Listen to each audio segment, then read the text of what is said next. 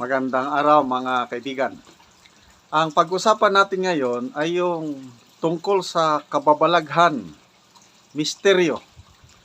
Bakit ang isang pinaghihinalaang smuggler magnate o big time smuggler na si Michael Ma pinatawag sa Kongreso para imbestigahan yung alleged na involvement niya sa smuggling, biglang na-appoint na special envoy to China? Kung hindi pa dahil kay Fair Lady Maharlika, yung vlog niya na nadiskubrihan niya na appointed na pala special envoy, hindi natin malaman. Okay, yung latest interview ni Maharlika kay Attorney Vic, yun na, lumabas na ang misteryo, ang kababalaghan na isiwalat na. So, pakinggan natin yung interview ni Maharlika kay Attorney Vic, then magbigay ako ng comment tungkol dito sa kababalaghang ito. Actually, na ako'y nagulat at for sure yung ating mga kababayan na ipinilit pala na i-appoint during your time etong si Michael Ma na nasasangkot nga sa smuggling. Nakakalungkot dahil ito po talaga in-appoint nila. Pero Attorney Vic, nalaman ko lang ito actually na in-appoint pala si Michael Ma as special envoy to China is nung June 2023 nung si Michael Ma ay umattend doon sa event sa Chinese Embassy at doon ay tinawag siya, in-honor siya as one of the guests na in-introduce siya na please welcome special envoy to China, Michael Ma. Then, hindi po nag-release ng publication ang Presidential Communications Office. Hindi rin po siya nanumpa sa kay Pangulo, kay Marcos Jr. na siya nga ay in-appoint as special envoy to China. Kahit i-google ng ating mga kababayan, halongkatin natin sa mga dyaryo, sa lahat ng major media, hindi po talaga, kahit ako mismo, hindi ko makita na in-appoint siya officially ni Marcos Jr. So, ito po ay para sa akin ay pagtatraidor sa taong bayan at pag-aabuso sa kapangyarihan ni Marcos Jr. Anong take nyo dito? Kasi kayo may personal knowledge pala kayo na pinapa-appoint sa inyo dahil nakita mo na hindi siya karapat-dapat pero nung wala na kayo ay in-appoint siya tapos without papeles na maipakita sa taong bayan. Hindi ko rin alam kung kailan siya in-appoint.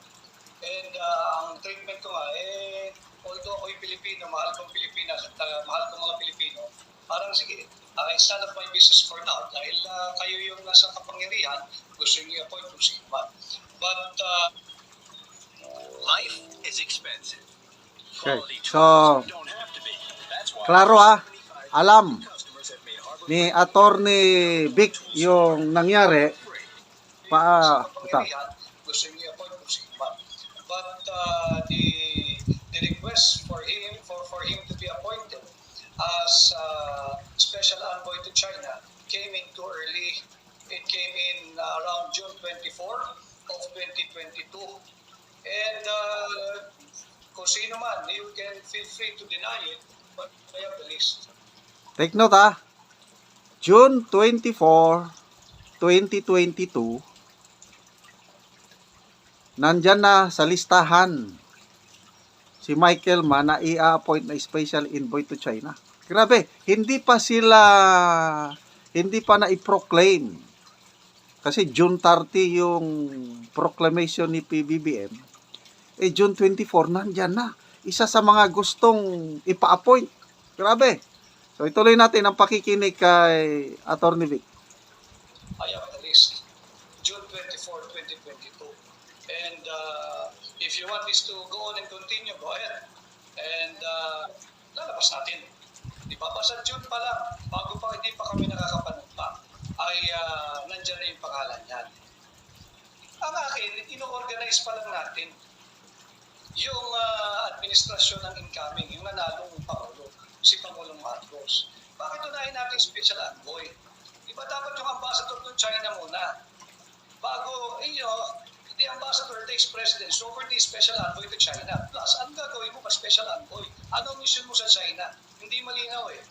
And I believe kailangan may ambassador to China ka muna. I-appoint mo muna yan and consult with him. Mr. Ambassador, ito, rekomendado to Special Envoy to China, okay ba? Anong tingin mo, etc. Because ang head doon is yung ambassador. Hindi ba? Kaya hindi ko lang pinoproseso. Kaya lang yun nga, yung sinabi ko noon sa isa ko ring interview, lahat gusto first class sila eh. Lahat ay kinakailangan priority.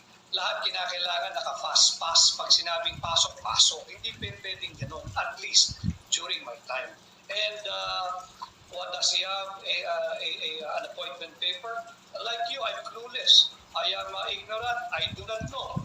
But the better question, I believe, is, do we have the right to know? Yes, we have the right. And the PCO, instead of nitpicking, yung mga nag-criticize ng mga policies ninyo, sagutin nyo yung mga tanong ng taong bayan. Sagutin ninyo kung yan ba'y na-appoint, sagutin ninyo ano ba ang relasyon niya doon sa, hindi pa sarado ito. Pabubuksan muli itong usapan ito, dahil lumabas na naman ang pangalan niya. Kilala kong personal si Michael Ma, nag-aarap kami ilang ulit niyan. Pabubuksan na naman yung pinagtatakpan na suspended hanggang ngayon na hearing on agricultural products ba sa House of Representatives na lumabas din ang kanyang pangalan. So, look, bago kayo, gumawa ng kung ano man at gagamitin nyo yung pangalan ng iba, pag-isipan ninyo. So, yun. Grabe, no?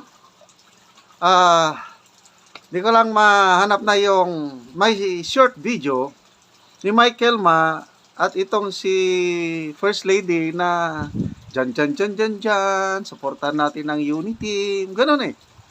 Sa video na yon lumalabas na very close ang working relationship ni Michael Ma at ni Attorney Lisa Raneta Marcos. Maraming pictures na ipinapakita ni Maharlika sa mga previous vlog niya na kasama palagi si Michael Ma sa mga travels abroad. Yung mga unang travel nila sa US, kasama. Kaya yun ngayon, yung kapabalaghan na ngayon, lumilinaw na. Kasi wala pang ambassador sa China, gusto na nilang ipa-appoint ang special envoy to China, si Michael Ma, na pinaghihinalaan na na-involve sa big time smuggling. Kaya ang tanong, sino ang kamay? Sino ang nagporsigi na ma-appoint si Michael Ma as a special envoy to China? So, hindi diretsahang sinagot ni Attorney Vic, kaya lang, taong bayan, ako, alam ko na, sino yung makapangyarihang kamay na maniobra, nag-mastermind na ma-appoint. Grabe, mauting ka yan. Pag sunod na tanong ni Marlica doon, isa lang. In case na wala na si PBBM sa pwesto, either matapos niya yung termino niya hanggang 2020 o kung ano mang mangyari, hindi niya matapos yung termino niya, pwede bang mapanagot itong si Michael Ma? Sabi ni Atty. Vic, yes.